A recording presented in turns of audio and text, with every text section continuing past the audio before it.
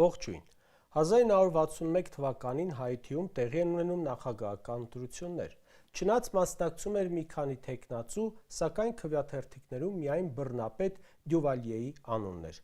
Ընտրողները հնարավորություն չունեին դեմ քվեարկելու կամ ընտրելու այլ թեկնածուի։ Նա ստացավ 100% ձայն եւ դա մեկնաբանեց որպես ժողովրդի տված անվերապահ մանդատ։ Երևի ասել են, ինչ է որ, էլի ժողովրդի ընտրած է, հետո ինչ որ անհավասար պայմաններում։ Շարունակեմ։ 1988 թվականին Մեքսիկայի նախագահական ընտրություններում, երբ ձայների 10%-ը հաշվելուց հետո պարզ դարձավ, որ հաղթում է ընդդիմադիր թեկնածուն, իշխանության թեկնածուն շտապ հայտարարեց, որ ինքը ընտրվել է, հետո կառավարությունը հայտարարեց, իբր ձայների հաշվարկի էլեկտրոնային համակարգը խափանվել է։ Իսկ երբ համակարգը վերականգնվեց, պարզվեց, որ իշխանական թեկնածուն հաղթել է ձայների 50.4%-ով։ Ընտրակեղծիքների ապացույցները վերացնելու նպատակով խորհրդարանը հետո որոշեց այրել քվեաթերթիկները։ Դե ինչ է որ, էլի ժողովրդի ընտրած է, բա ում ընտրած է, հետո ինչ որ անհավասար պայմաններում։ Ռումինիայում 1946 թվականի խորհրդարանական ընտրություններում ընդդիմությունը հավաքեց 80% ձայն։ Իշխանությունը վերցրեց այդ ձայները իրեն եւ հայտարարեց, որ ինքն է հաղթել։ Դե գիտեք, երևի ասել են, այդքան էլ այդպես չէր, համել ոնց որ ընդդիմությունը կաշառել էր, մանիպուլացրել էր, եսի մի ինչ, ոնց են սրանք ասում, կամ Լևոնեն 96 թվին։ Ինձ մոտ տպավորություն է, թե Փաշինյանը իրեն նորից վարչապետ է հռչակել այս օրինակների հիման վրա։ Հայաստանը մոտենում է մի իրավիճակի, որ չի բացառվում, սա վերջին համապետական ընտրություններն էր, որին մենք մասնակցում էինք։ Առանց այն էլ նախագահի ընտրությունը դարձրին սիմվոլիկ ու ոչ մրցակցային գործընթաց։ Հիմա էլ Նիկոլ Փաշինյանն է իր հերթին այլանդակում ընտրական իրավունքը, մարդկանց կամ արտահայտում է։ Օրերից մի օր հնարավոր է Նիկոլի կառավարության նիստում որոշեն, թե ով պետք է անցնի խորհրդարան, ով ոչ, ինչի հիմա այդպես չէ։ Նիկոլը հայտարարում էր, թե ուժեղ Հայաստան դաշինքներն ու ԲՀԿ-ն պիտի չանցնեն շեմը։ Առաջին երկուսի պարագայում չկարողացավ, բայց ԲՀԿ-ի դեպքում կռիվ է անում, որ դուրս թողնի։ Եթե Նիկոլ Փաշինյանի հերթին աղքին աշխատողը ըստ երևույթին շեֆից SMS ստանալով կարող է որոշել, որ X ընտրատեղամասի ձայները չեղարկում է, որպեսզի մեկ ուժ ԲՀԿ-ն չմտնի խորհրդարան, էլ ինչ ենք քննարկում։ Այ այդպես, գեղավարի։ Նիկոլն այդքան ձայն չունի, որ 2/3-ը ապահովի, ու դրա համար մասնակից ուժերից մեկի ձայները պակասեցնում են ու զրկում մանդատներից։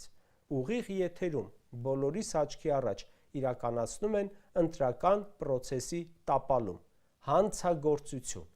Վերահաշվարկ են անում, տեսնում են, որ ԲՀԿ-ի ձայները ավելանում է, ասում են մի րոպե, բայց ընդդիմությունն էլ կակռած բողոքում էր, դնում տեղամասերի արդյունքները անվավեր են ճանաչում։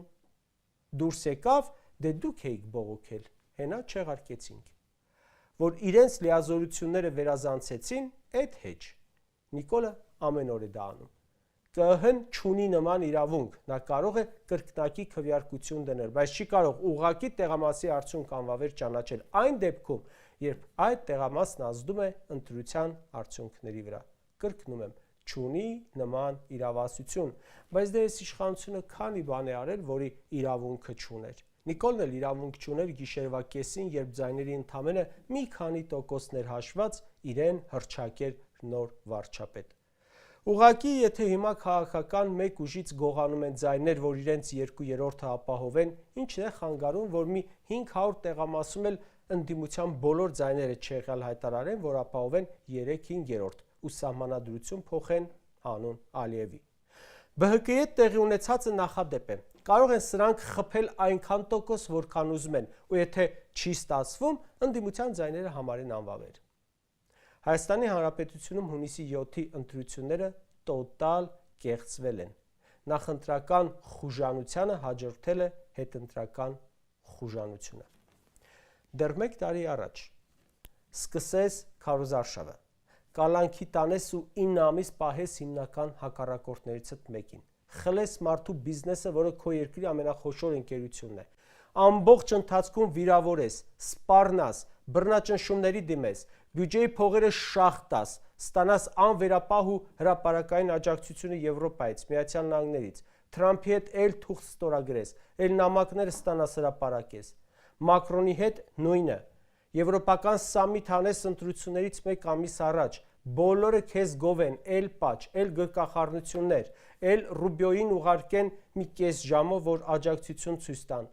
Ամբողջ քարոզչականի ընթացքում սպառնաս ընդդիմադիր բոլորին, մեղադրանքներ հնչեցնես, ձայնագրություններ մոկոնես ու ԱԱԾ, քննչական, հակակոռուպցիոն, դատախազություն գործուղես բռնաճնշումներ կիրառելու։ Ընտրակաշառքից մինչև պետական դավաճանության մեղադրանքներ հորինես։ Ժորժ ջան, աշխարհի ծերին որ իրավաբանին էլ հարցնես, սրանք բոլորը ընտրողի կամ արտահայտության վրա ազդող գործոններն են։ Բայց դա համարես քիչ ու պետական բյուջեի փողերը շահ տաս որպես ընտրակաշառք։ Թոշակառուներին թոշակով կաշառես։ Ընտրություններից 2 ամիս առաջ 10,000 դրամ բարձրացնելով թոշակը։ Դրանից առաջ կաշառես երիտասարդներին, բանակը սարքելով 1.5 տարի։ Ապօրինի շինություն ունեցողներին կաշառես օրինականացման խոստումներով։ Անհուսալի վարկեր ունեցողներին կաշառես ինչ-որ մեղմացնող օրենքով։ Էլեկտրական մեքենա ունեցողներին կաշառես գույքահարկի իջեցմամբ եւ ընդհանրապես բազմաթիվ որոշումներ կացնես ընտրություններից առաջ ու մի հատ էլ ուշադրություն։ Այդ ամենի արդյունքում չստանաս անգամ 50%-ը, ստիպված լինես կեղծելով, լցնելով, ստիպելով բերես ծերը ծերին հասցնես, որ պահես իշխանությունդ։ Ախր այդ ծերին էլ չի ստասում է։ Էդ էլ ես ուզում կեղծես, հանես ռադանես, որ մի բան թքես, կպցնես, մնաս։ Սրանք էլ իբր ուզում են մեզ տանել Եվրամիություն։ Ցույց տվեք Եվրամիության անդամ որևէ երկիր, որտեղ այդպիսի խայտառակ ընտրություններ տեղի ունենան։ Միությունից կհանեն, ռատ կանեն։ Եվրամիությունն իր անդամ երկրներում այդպիսի ընտրություններ չի հանդուրժի։ Հայաստանին հանդուրժում են, որովհետև դեռ երկար պետք է օգտագործի։ Ավստրիայում ընտրությունների երկրորդ փուլում ձայների հաշվարկման, փոստային քվեների մշակման ընթացակարգային խախտումներ են եղել։ Սահմանադրական դատարանը ընտրությունները անվավեր ճանաչեց։ Խոսքը ոչ թե քվեաթերթիկների կեղծման մասին է, այլ ընդհանրապես ընթացակարգային խախտումների։ Փաշինյանի մակարդակի ընտրություն ոչ միայն Հայաստանում չի եղել, այլև ոչ մի զարգացած կամ զարգացման ուղին բռնած երկրում։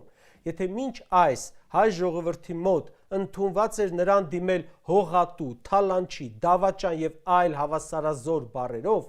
դրանց ավելանում է ընտրակեղծարարը։ Կարճ ասած,